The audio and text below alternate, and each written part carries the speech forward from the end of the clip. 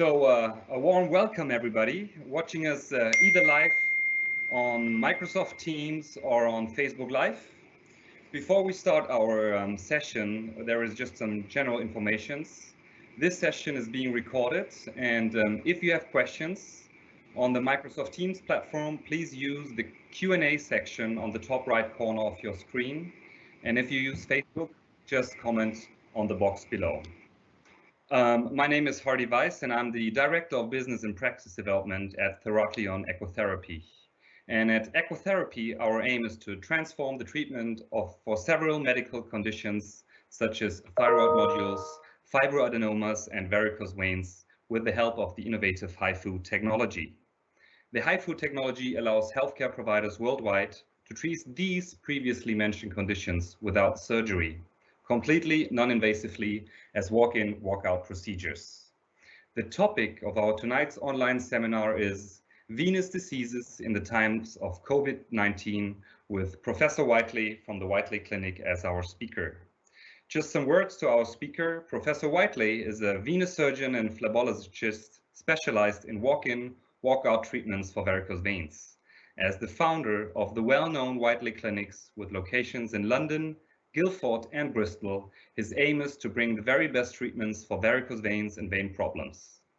The Whiteley Clinics are the exclusive provider of the innovative non-surgical echotherapy treatment for varicose veins, and I'm very happy to have him as a speaker for our very first UK online patient seminar tonight.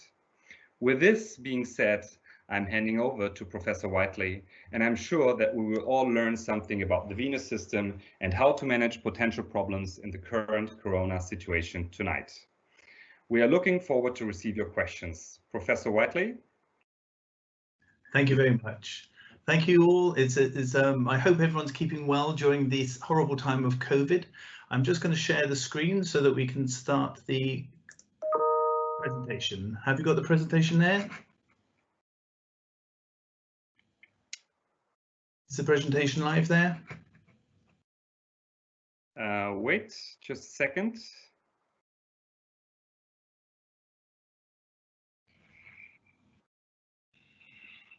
Do you want me to reshare? No, it's okay. And we are live now. Lovely, thank you very much.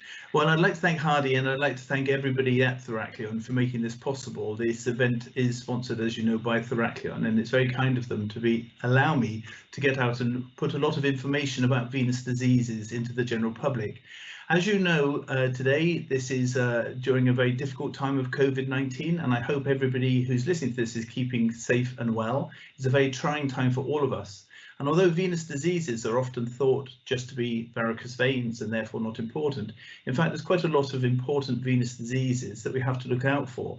And these can worsen during times of stress, especially when we have different amounts of exercise. So without much more to do, I'm going to say I've given quite a few webinars recently, mostly to professionals, and this one is very much for the public. I'm always happy to answer healthcare professionals on other platforms, but today this is for people who have venous concerns from the general public. And as Hardy says, please do either type in your questions or send them in by email or on Facebook. You can send them to the Whiteley Clinic after the seminar if we haven't answered them, and then I'll be more than happy to answer all of the questions. I do hope you find this useful. So first of all, who am I?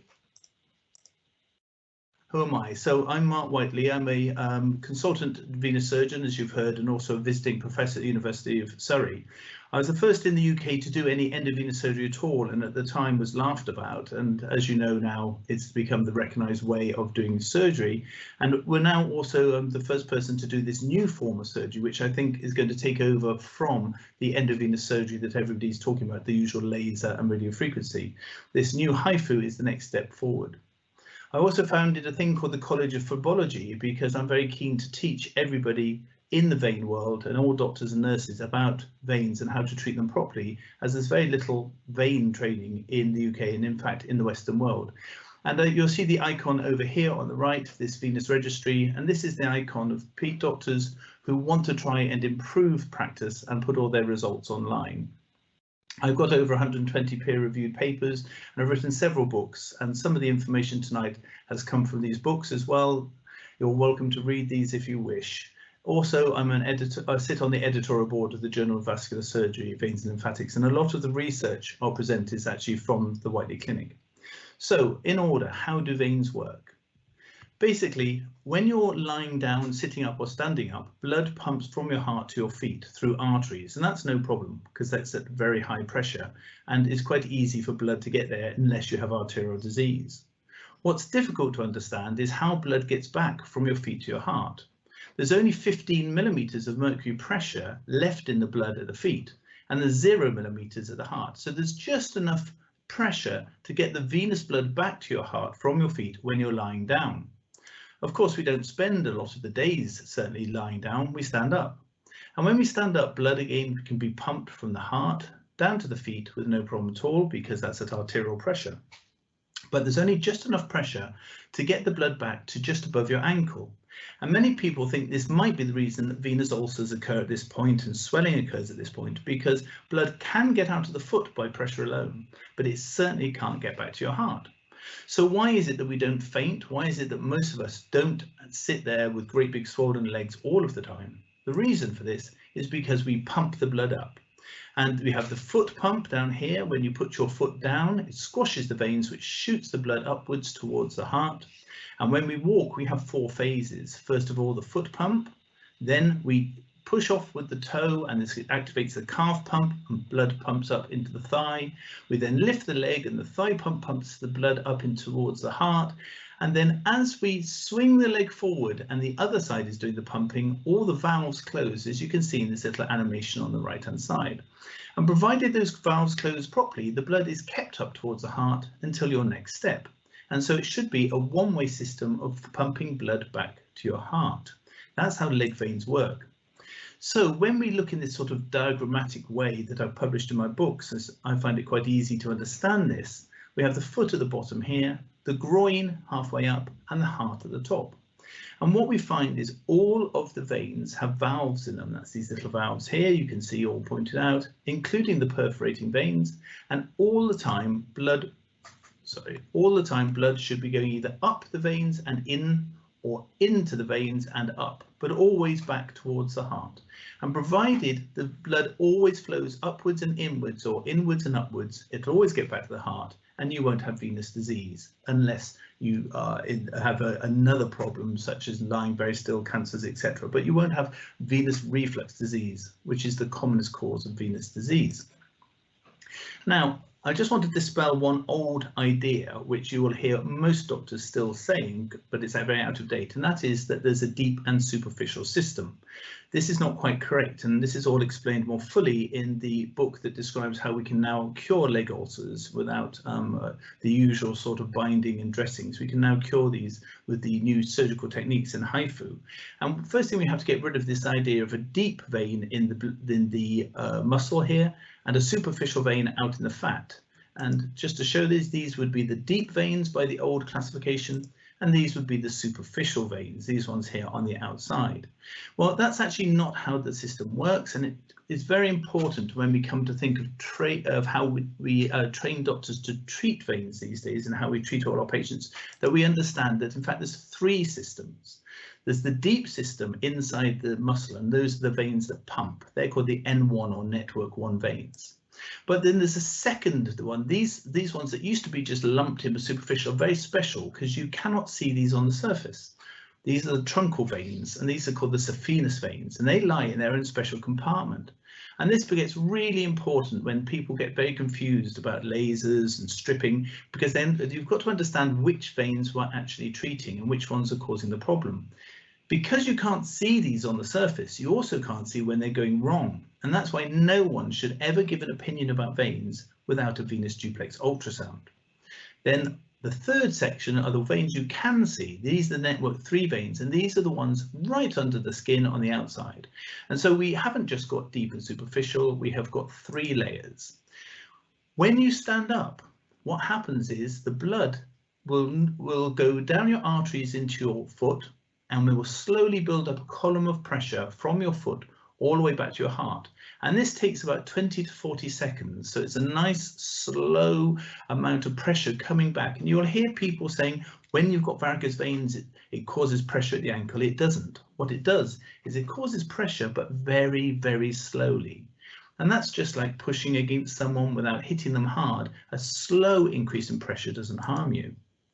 So what is insufficiency? What is venous insufficiency? Where does this all go wrong? Well, of course, as most of you will know, it's when valves don't work. But many people can't picture valves. They just know, oh, well, valves don't work. Every 8 to 10 centimeters in your veins, you have these little valves. And in this animation, you can see what happens when they don't work. You pump the blood up, but it's not held up. It falls back down with gravity. And this is a simple diagram, again from the Understanding Venous Reflux book, which explains what happens when the valves have given way in the truncal vein, the great saphenous vein here, which then comes to the surface into the varicose vein. So as you can see, the reflux, the blood falling backwards, is all the way from the heart, all the way through this truncal vein and all the way out to the varicose vein. And we're going to come back and talk about this because, of course, this is the bit you see on the surface. So the new understanding of veins, putting this now in a more easily digestible way, we have the deep veins in the muscle, and this is roughly what they look like, the femoral veins and the smaller veins in the calf muscle. If we come one layer out, we have the truncal veins, the great saphenous vein and one round the back called the small saphenous vein. These lie outside in their own little fascial compartment. And then superficial to that, if we come out one more stage again, that's when we have the little varicose veins on the outside. But as you can see, it's a network of 3 different layers. These varicose veins are just what you see on the surface. So whatever's going on in all those other systems, unless you have a scan, this is all you're going to see on the surface, just these little veins. And so that's why scanning is so utterly important if we're going to plan treatments correctly. This is just reiterating this again. When somebody comes in and says, oh, my vein first appeared here, and I'm sure it's when I got hit by a cricket ball or got kicked, that's because they only look at this and not the actual underlying cause, which is hidden away under the fascia, which is under the layer of tissues. In addition, for everybody who knows they've got varicose veins, there's another person who's got hidden varicose veins. So we know something like 15 to 20% of adults in the UK have got visible varicose veins, but another 15 to 20% have got hidden varicose veins. What does this mean? Well, it means that the valves are not working just the same as with varicose veins. Blood is rushing down, hitting the ankle, but you look at your leg and you say, well, I've got the aching or the swelling or the leg ulcer or the eczema, all the things that can be caused by varicose veins. But the one thing you won't see is you won't see bulging veins on the surface. And that's because in hidden varicose veins, which remember is 50% of the people with varicose vein problems, you can't see anything on the surface. And that's why if anyone ever tells you, oh, you don't have varicose veins and they haven't done a scan, you can ignore them. It means they don't know what they're talking about. You can always say to someone, yes, you've got varicose veins, I can see them, but you can never say you haven't got varicose veins unless you've had a scan because of this hidden varicose veins. So what do varicose veins actually do, or these hidden varicose veins? And we call this altogether venous insufficiency. In other words, the valves aren't working. What it means is the pressure at your ankle is the same, and that once you stand up. So you're lying here, standing over here, and blood, instead of having to go to the foot first and then all up through the arteries slowly, what happens is because the valves aren't working, as you stand up, blood falls straight down your veins. It's just a whoomp straight down, hitting the ankle.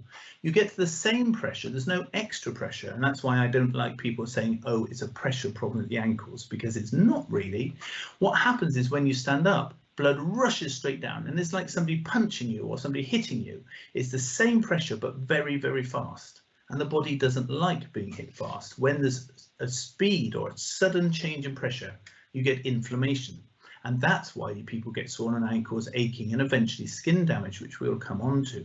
So this is the thing to remember. When the valves give way and you get venous insufficiency, whether you can see the varicose veins or not, is the blood rushing backwards down the veins because the valves aren't working that cause this damage.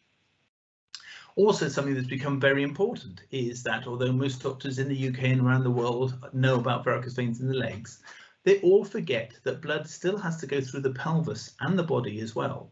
And one of the reasons this is like emotional problem where people don't like thinking about deep inside the body.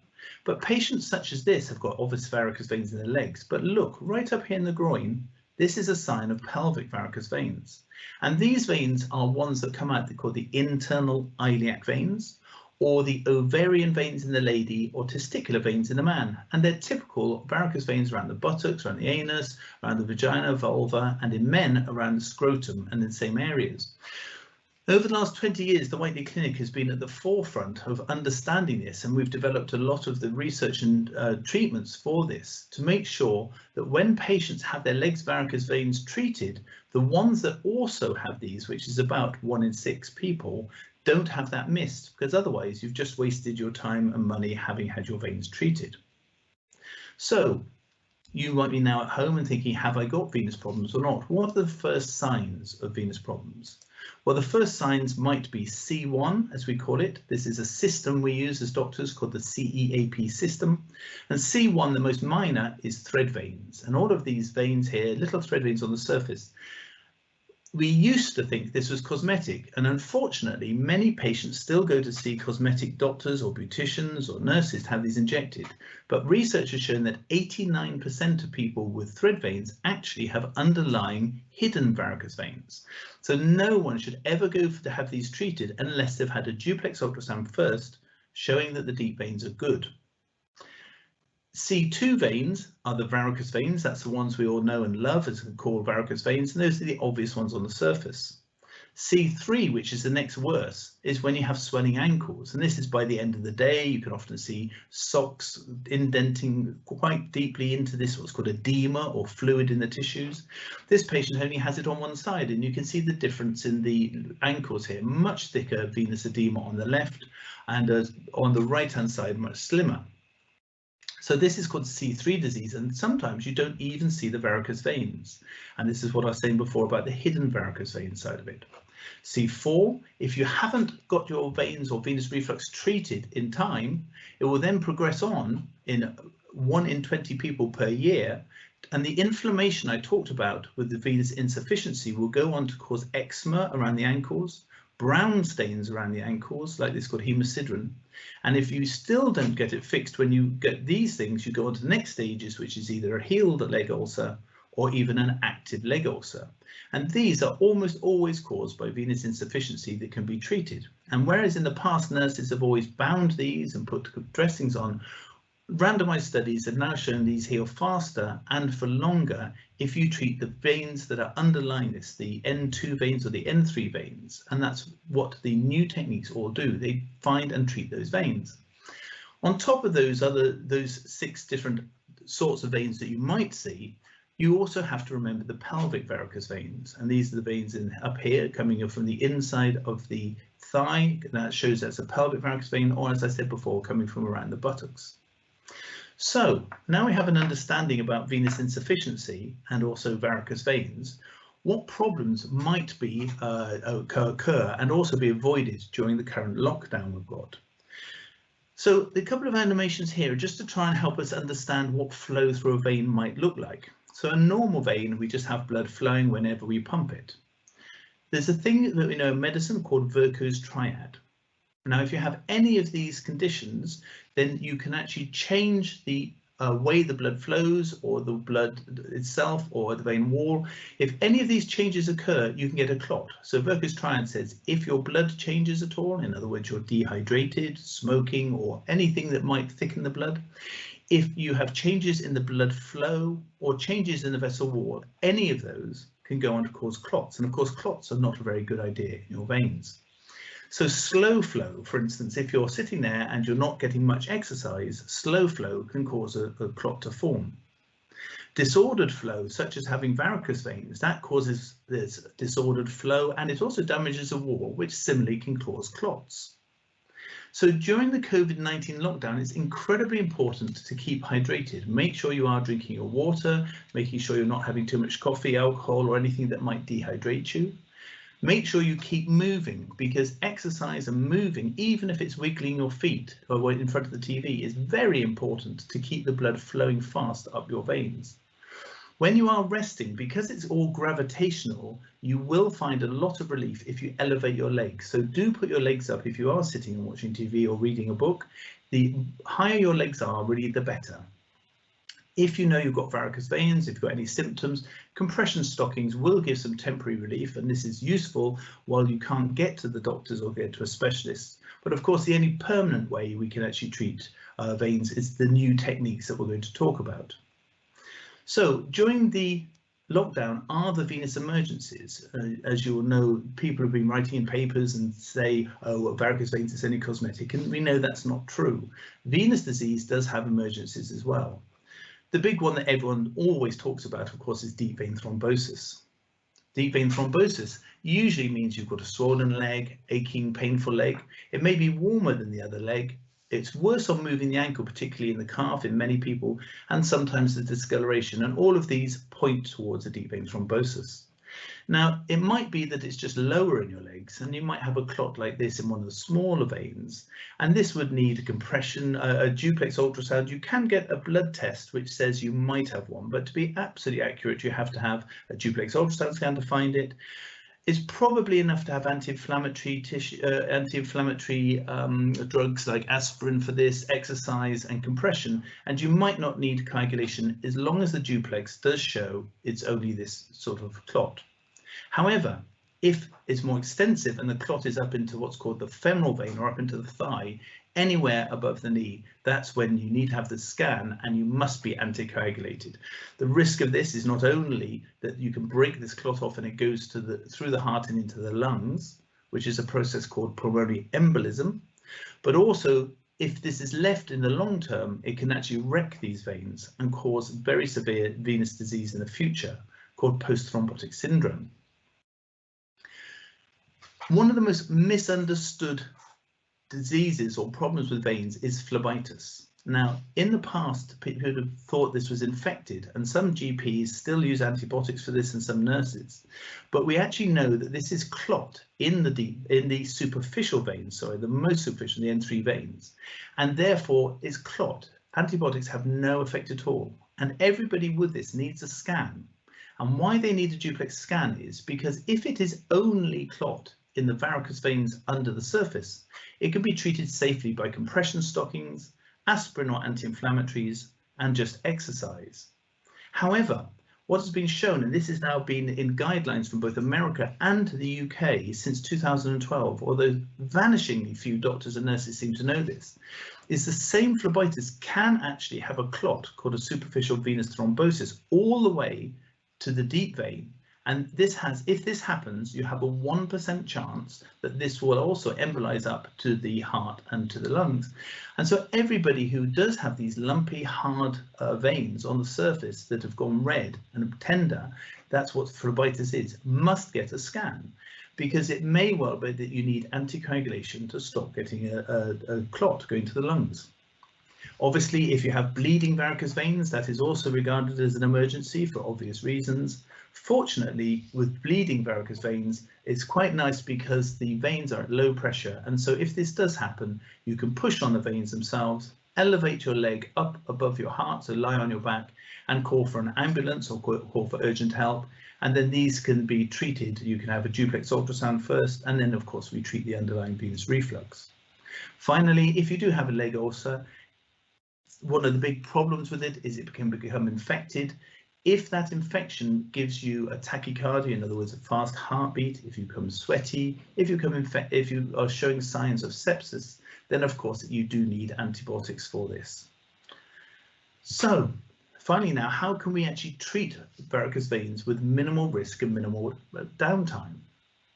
Well, in the past, we used to do stripping, and this is what I was brought up with: cut in the groin, tie the vein off, strip it out down under the fascia, causing all the pain and bruising, then pull the veins out on the surface. Not surprisingly, this is very painful, and not surprisingly, it doesn't seem to work very well in the long term either, although randomized studies done sort of suggest that it can work well, but certainly we've published a lot of research showing that, in fact, what happens is it tends to cause veins to grow back. What I introduced into the UK back in 1999 was the technique of radio frequency, which then has gone on to laser and more recently microwave.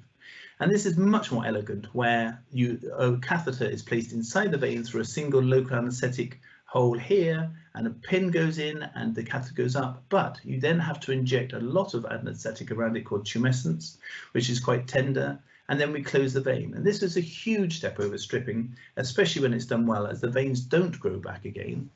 And we've shown that the long-term results of this can be excellent. We've published our 15-year results from my unit showing fantastic results. But the future is without doubt not even going into the leg at all. The future is actually putting an ultrasound machine called Sonovane or echotherapy, using what's called high intensity focused ultrasound, where the ultrasound goes through the skin, through the subcutaneous fat, hits the vein and actually destroys it. We were the first in the UK and one of the first clinics in the world to use this by Theracleon, a high intensity focused ultrasound, and it is a fantastic machine, and without doubt it is the future of venous surgery. We can see the vein here with a little bit of local anaesthetic around it, just a very small amount there. The vein's in the middle, and we see this with the inner bit of the ultrasound system. We then fire it, and this white cross is where the energy is concentrated, and lo and behold, the vein is destroyed afterwards. What are the next steps after confinement? Basically, if you have deep vein thrombosis, phlebitis, bleeding, infected ulcer, these are urgent cases and you do need review and treatment despite the lockdown, and this is where you need to have medical advice. If, however, you have venous insufficiency, varicose veins, aching tiredness, pain, swelling of your ankle, eczema, brown stains, leg ulcers or a healed leg ulcer, the NICE guidelines say that you should have treatment, and therefore you need to have a consultation. You need to have a consultation and a venous duplex ultrasound assessment, and with that assessment we can then check your suitability for HIFU echotherapy treatment. Now, I hope I haven't rushed too much, but we've finished just in time to stop briefly for the clap for the carers. We're all taking this very seriously, and we're very grateful to all of our NHS colleagues who are doing this fantastic work for us. And so we're going to call a halt to this seminar. When we come back in 5 minutes time, I'll then be happy to answer any questions.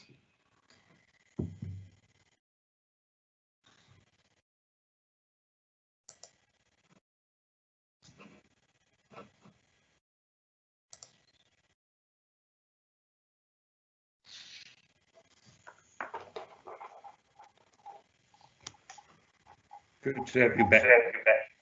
Hello there.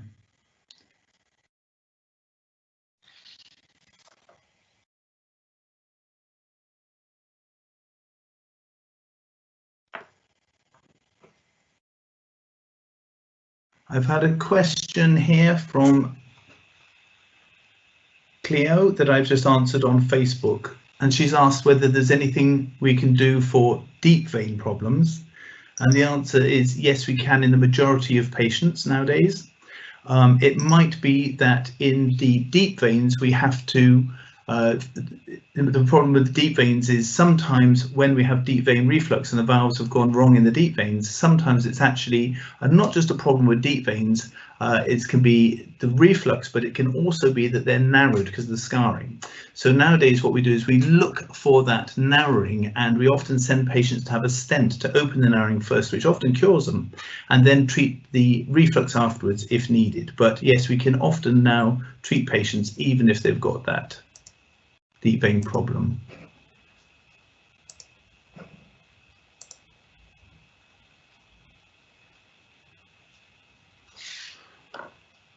I'm just waiting to see if there's any other questions at the moment.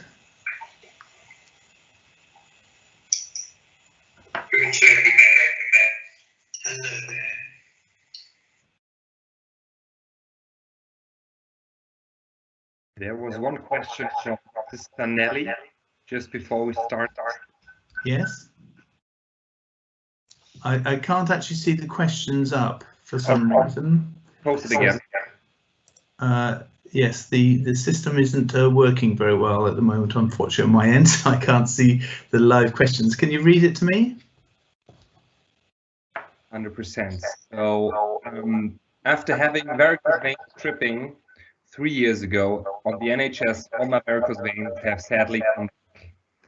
What is the success rate of ELVES treatment versus stripping? Also, the upper thigh was stripped as they said the problem was in my pelvis and quite risky. Is there a way of treating large bulges upper leg veins? Thank you, Mrs. Sanelli. Hi there. Well, thank you very much for your question. And in fact, there's many questions all in one. Firstly, it isn't a case of the laser versus the stripping, because if they've already told you have pelvic veins, the problem is in the pelvic veins. And the difficulty is most doctors, although more and more are starting to recognize it and are sort of saying to patients, well, I think that's why your veins have come back. What a lot of doctors aren't actually doing is they're not actually treating it. Now, at the Whiteley Clinic, we've specialised in treating these, and we're one of the world leading clinics in treating these. And it's actually a very easy local anaesthetic thing to do by our very talented interventional radiologists.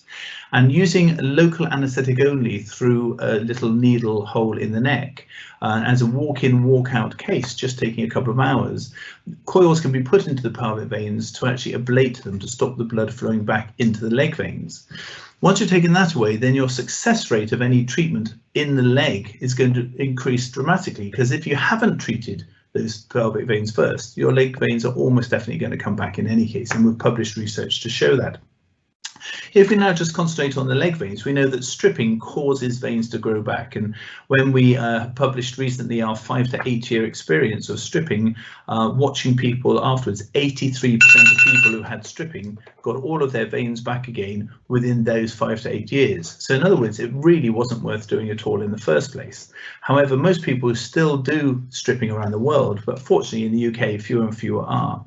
Now, we do have endovenous laser ablation, we do have radiofrequency, and of course, much more modern than that, we have microwave, and even more modern, the latest thing coming out is this non-invasive HIFU. All of these techniques work on the principle of using heat to destroy the vein so it never comes back. And as we've been getting less and less invasive, patients are getting better and better results. And that's now why we're turning to the HIFU method, because we get this fantastic ablation of the veins to stop the reflux, to stop the blood flowing the wrong way. But also, we don't also have to put anything inside it or make incisions. In addition to that, what's very important is doctors who strip and doctors who don't treat pelvic veins also don't look for perforating veins. And another major reason we have of people getting veins back again is because the original doctor didn't even look for the perforating veins, never mind treated. So from what you've said, having stripping previously 3 years ago and then come back in and being told you had pelvic veins, it sounds to me like, number one, you didn't have your pelvic veins treated. Number two, you probably didn't have perforator veins looked for or treated. And number three, you had a technique which we know allows veins to grow back again. So it isn't just as simple as saying, actually, just use another technique which has got better results. It's actually finding out all the causes of your varicose veins, which are going to be pelvis, the veins that they tried to strip away that grow back, and also probably perforators, and take them all off in turn using these new techniques. And that's why at the Whiteley Clinic we have this incredibly low recurrence rate, where when we've treated someone, the risk of them getting veins back again is only the same as if they've never had treatment at all, and that's 3.3%. And we've now published our results for that over 15 years. Okay, thank you, Mark, for the answer. I have 3 more questions.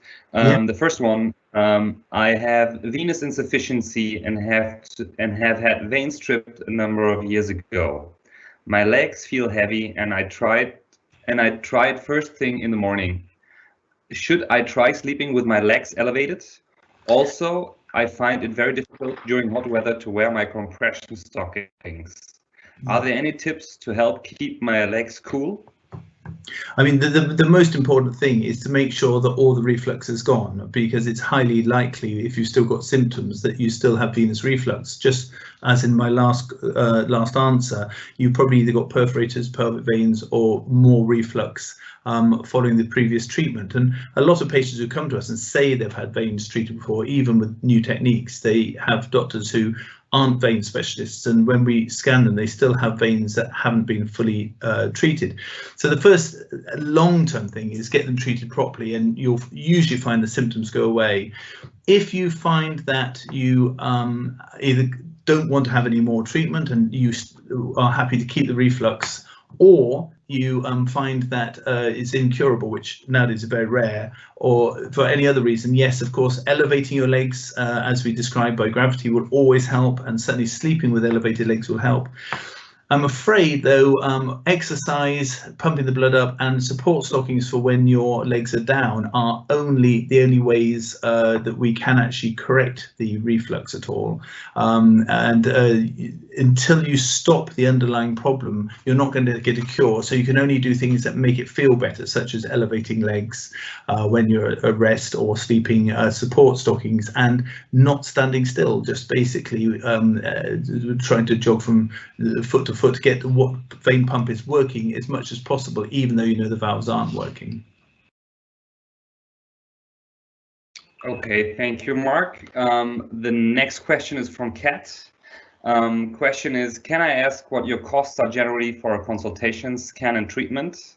I really think I would benefit from this, but just want to check if I'd be able to afford this on my nursing wage. Many thanks.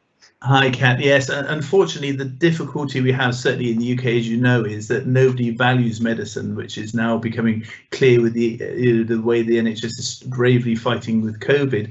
Because what happens is, because it's provided for free, people don't realise how expensive it is. So when we have a condition such as venous disease that the NHS quite rightly can't afford or doesn't wish to pursue, and we have to pay the real costs of it, these are the costs that we have to then, as private providers, have to put forward to actually pay our nurses, pay the electricity, buy the machines, buy the lasers. We start seeing the real costs. Now, obviously, they're not as high as places like America, which have a much more commercial way of looking at it. We try to make sure our costs are just enough to keep us in business. And so we're a lot cheaper than many other countries, but obviously more expensive than ones that reuse things. So it is difficult, and nobody likes talking about money when it comes to medicine, but unfortunately nobody gives us anything for free, and so we have to purchase all of the specialists that we use and all the devices we use, and so therefore the costs are what they have to be to provide that service. And if you go on to the whiteleyclinic.co.uk, you will see our costs put out there. If you email us, if you have specific questions for specific devices or anything like that, please do ask us. The actual the costs, though, as I say, are what we've found is it's quite easy to get a very cheap duplex ultrasound scan done, and many people do that themselves. The difficulty with it is it's not like an X-ray, it's very operator dependent, and if you don't spend a good 20 minutes per leg looking at all the veins, you might as well not have it done. There's 150 veins in each leg that can cause varicose veins. And if you're having a quick free one that's done by a doctor themselves that only looks at the two main veins, then not surprisingly, like the first question I answered, that you won't have your perforators diagnosed, you won't have your pelvic veins diagnosed, and when you do go ahead for treatment, you'll just be back a few years later saying, well, why have they all come back again? So it's sort of one of those cases where it truly is, you pay for what you get. Okay, thank you, Mark, for answering this question. Next question comes up. Do we have some limit to the number of sessions with deep vein sonotherapy? I'm not. How do we know what was meant by the limit? I think the limit of sessions, how many sessions you can perform, you know. No. I mean the great thing with the great thing with the Theracleon machine. I mean we don't ever treat for more than 3 hours, but you can do an awful lot in 3 hours. And in fact, we would try never to go that far. The most important thing is we don't have to use an operating theatre. You come with the Sonovein echotherapy, this new HIFU. It's literally done in an outpatient room. The patient comes in, they can even wear their own clothes, although we do tend to at the moment still put them into a gown. We don't need to scrub, we don't need to clean everything up. It's not, there's nothing actually being put into the veins. So it is very much an outpatient and it's a very fast procedure from the point of view of getting ready, because we don't have the whole hullabaloo of scrubbing down a whole operating theatre as we do normally. So all the time taken is on identifying the veins and treating the right veins. But the key to who's suitable for it, and also how to get the best results, and as it's new, we're improving all the time on which patients we can treat with this, and we're getting more and more patients through the system. and getting the results of looking really lovely on those that we put forward in the majority of cases. And the reason we're sort of doing this is because the advantages are so clear for the patients. And what we try to do is we try to do all the veins on one leg in one session. So it might be 2 sessions if there's 2 legs, but if there's not too much to do, then we try to do just 1 session for both legs. It just depends on how many veins need to be treated. Okay. Thank you, Mark. The next question is concerning pregnancy. Hello, what effect does pregnancy have to the pelvic and leg veins for someone suffers from venous insufficiency? Yeah, that's a great question, and I've written a book recently called Pelvic Congestion Syndrome, and discussing all about the pelvic veins and the links and what happens in pregnancy. And also in my other book on the reflux, we also touch on this. When your pregnancy does not cause varicose veins, and it's one of those myths. In the past, people used to think it had caused varicose veins because they said, oh, well, I didn't have varicose veins before pregnancy, and afterwards I did have veins. So that appears obvious that varicose veins cause pregnancy. But in fact, that isn't correct, because as we showed in the talk, what people see on the outsides is only the bulging bit, not the underlying valve problem. And what the research has shown, and a lady called Linda de Cossart proved this in 1999, is when a lady goes through pregnancy, she goes from having 5 litres of blood in her system to 7 litres. And that extra 2 litres is what dilates all the veins up. So people who have got hidden varicose veins before pregnancy are the ones that get the varicose veins after pregnancy. So they had them all the time, and if they didn't get pregnant, they would have developed them with time in any case. So pregnancy merely makes them more obvious quicker. Now, as far as pelvic veins and pregnancy is concerned about getting pregnant, what's very interesting is ladies who have pelvic congestion syndrome and pelvic pain, and basically it's in the UK about 30% of patients going to gynecologists and being told that there's either nothing wrong with them, these are ladies who are going with chronic pelvic pain, so they've got aching or pelvic pain. They go to gynecologists, 30% of them are told there's either nothing wrong with them, or that they've got endometriosis or something else going on. And when we have actually do the studies, you find that 30% of people actually have this stuff called pelvic congestion syndrome, which is pelvic varicose veins. Now, these can be treated, and what we've found is people who find sexual intercourse too uncomfortable or aren't getting pregnant but have great big pelvic veins, when those pelvic veins are treated, a lot of them go on to get pregnant successfully afterwards. So we think there might be an improvement of blood supply because we're getting rid of this the old venous blood. The same way that leg ulcers heal if you fix the veins, we think the pelvis is more healthy when you stop the venous reflux. So getting pregnant seems to be easier when you treat the pelvic veins, and if you have pelvic veins treated before the pregnancy, obviously shouldn't cause too much problem. If you have pelvic congestion syndrome and pelvic varicose veins and you get pregnant, well, those veins are going to get much, much, much bigger during the pregnancy because of these extra 2 litres of blood in the system. And so it might mean that there's a lot more bleeding at the time of cesarean section or of delivery. You'll often hear midwives and consultant gynecologists and obstetricians who don't deal with pelvic congestion saying, gosh, there were huge veins there, I don't know what caused that. This is one of the reasons I sit on the International Committee for Pelvic Congestion at the UIP. And one of the things we're trying to bring out is actually we've got to get people to understand pelvic congestion better, or pelvic venous disorders, so that patients who have these pelvic varicose veins and either symptoms or signs can get their treatment first and not have to run the risks of chronic pain or even some bleeding during delivery.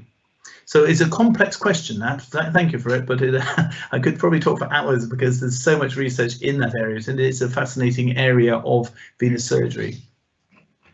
Okay, thank you for this answer. Very interesting. Next question is from George Lamp.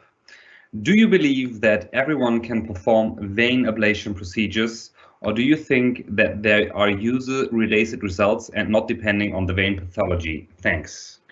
Absolutely, George. A very, very important question that actually, because many years ago, I was at a big international meeting, and when I was one of the only people in the world doing endovenous surgery, a lot of people were very critical of my work, as you can imagine, because of the usual jealousies in medicine. And I stood up and I said, I pointed out that our results at that stage were 98% success rate, I think, or 99% success rate of closing the vein we were aiming, and that was very early in the days. And this doctor who had just started turned around and said, well, this machine doesn't work, you're lying, because I can only get 60% success rate. And afterwards talking to him, the reason is he wasn't using it in the same way we were. And so, as I said to him at the time from the stage, you know, you can give the same fantastic sports car to lots of different people. It doesn't mean to say they can all drive it the same and will get the same amount of same time going around a racetrack. Obviously, it's the driver and the equipment. So just as what you say, to get any vein ablation, whether you're talking about the older lasers and radio frequency or the newer microwave or the latest HIFU, the key to it is making sure that you have the right diagnosis first, the right plan, and that you use the equipment in exactly the right way. Now, one of the nicest things about the HIFU Sonovein, and why I think it's going to be a game changer, is whereas the catheter base, so the lasers, radio frequency or microwave, there's a lot of variation as to whether you tip the patient, how much local anesthetic you put in, called tumescence, and there's all different, you know, whether you wear stockings after. There's a lot of user variation, and that's why, and people use different powers and use different times for their lasers and even different wavelengths. So there's a lot of variation in people who use lasers and radio frequencies.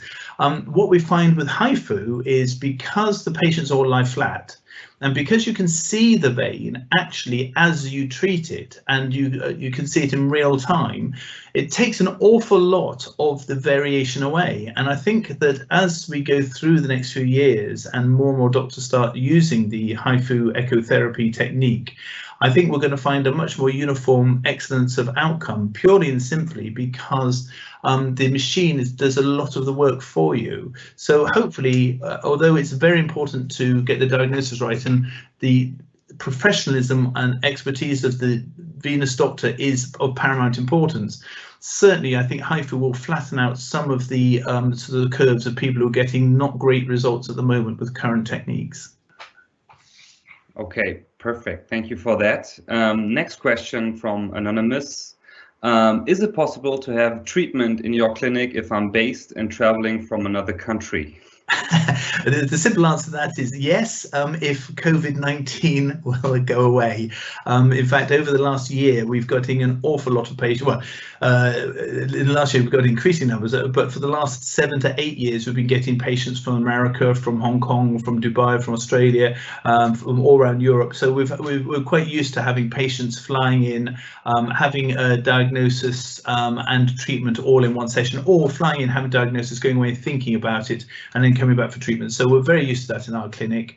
As I say, because of COVID-19, I have to put a bit of a caveat on that to say as a clinic we can do it. It's just whether the airlines and what governments are going to let us do. But as a general rule, yes, provided travel restrictions get back to what they were before.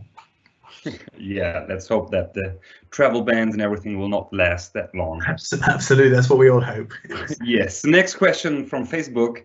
Do you treat keloids?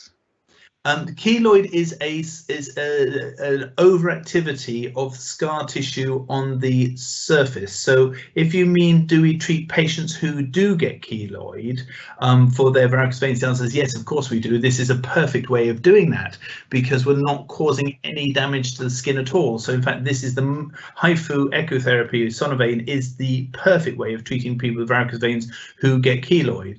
If you mean, do we treat the keloid scars ourselves? That would be a plastic surgery thing, but I'm sure you mean, do we treat patients with varicose veins who get keloid? And the answer to that is yes. In fact, there is no better way of treating such patients. Okay, thank you for that, Mark. There is no more questions right now. If you want to, if there is anything you want to know about the Whiteley Clinic, please visit the Whiteley Clinic domain. Yep, Mark. Can I just say, I've just had a question come through on my system. Okay. Paolo has just asked me, do you think of foam sclerotherapy GSV with FibroVein 3%?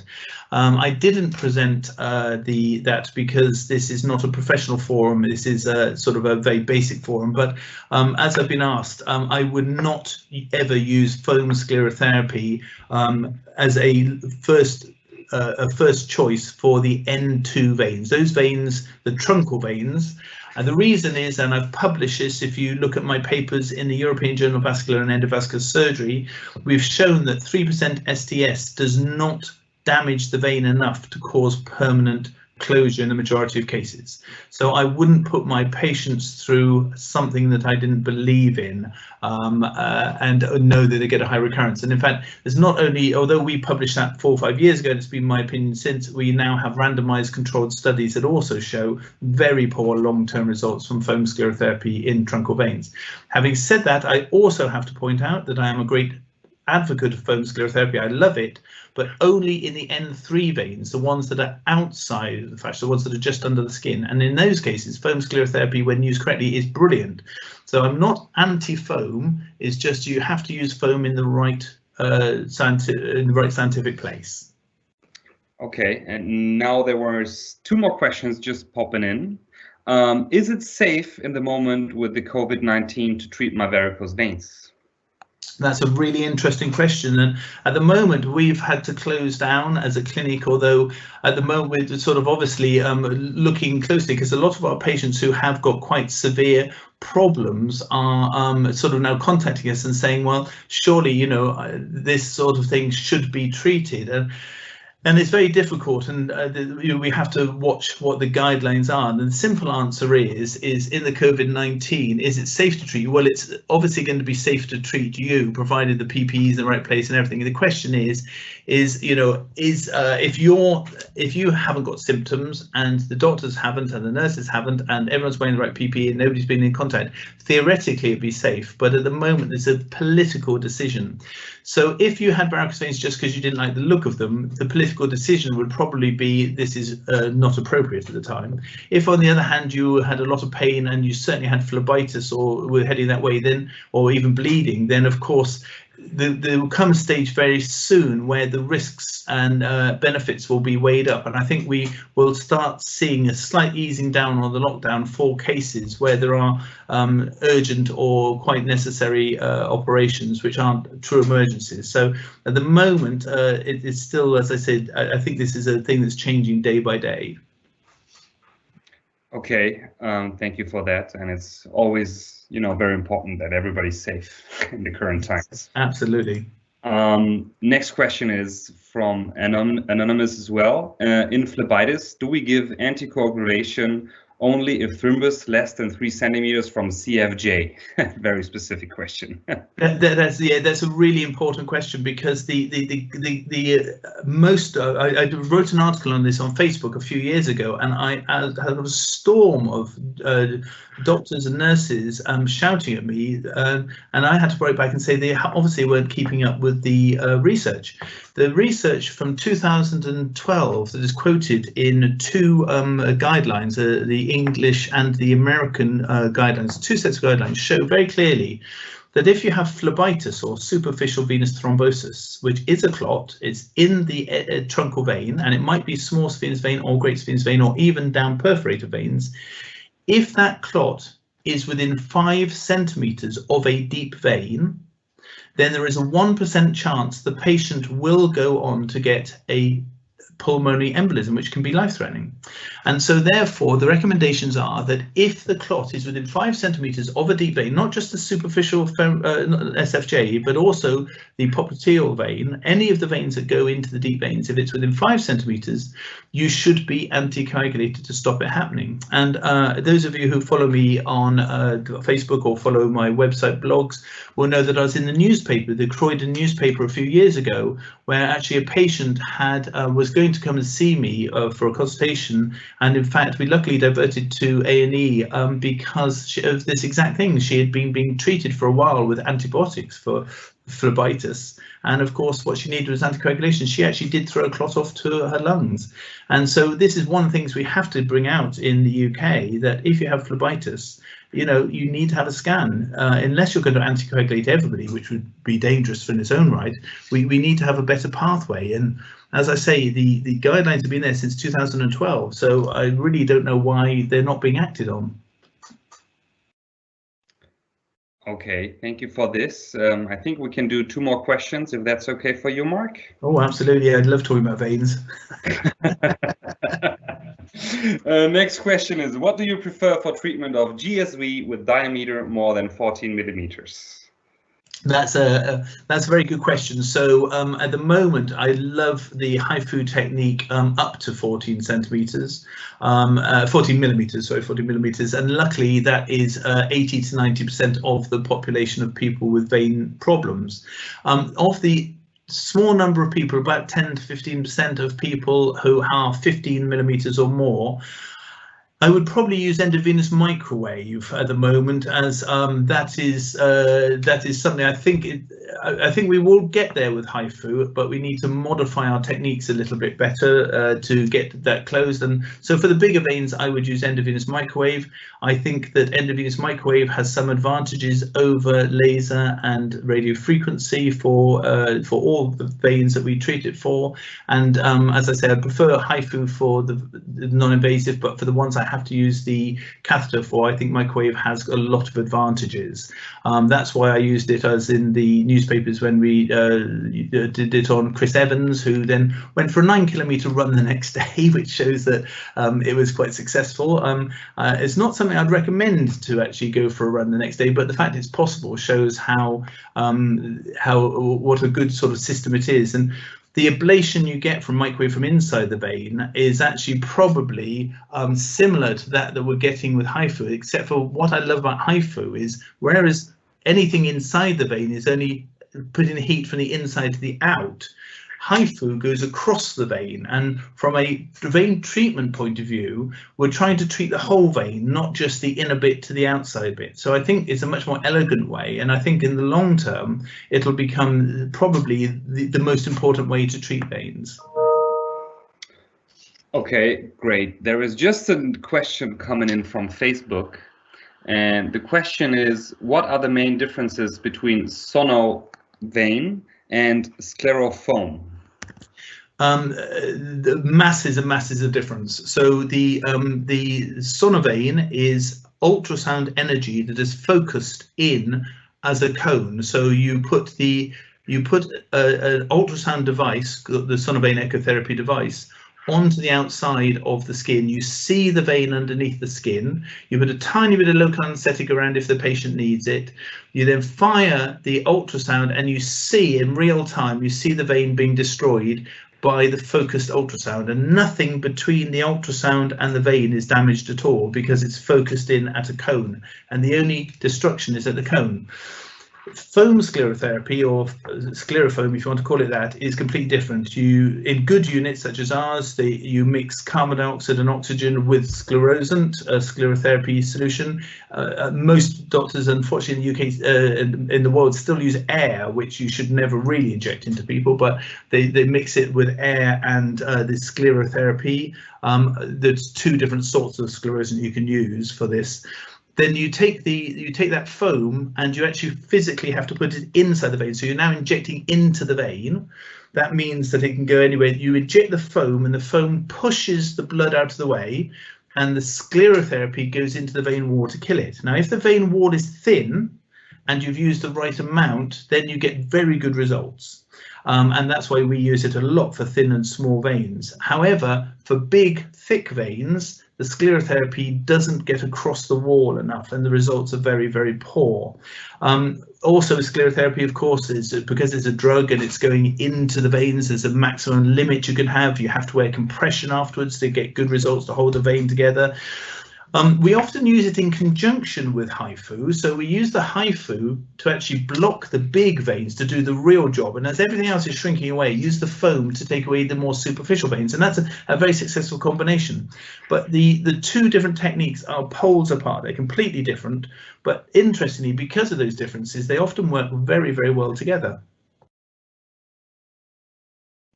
Okay, thank you for that, Mark. And next and last question what we have right now is, what do you prefer for SSV insufficiency and perforators right now?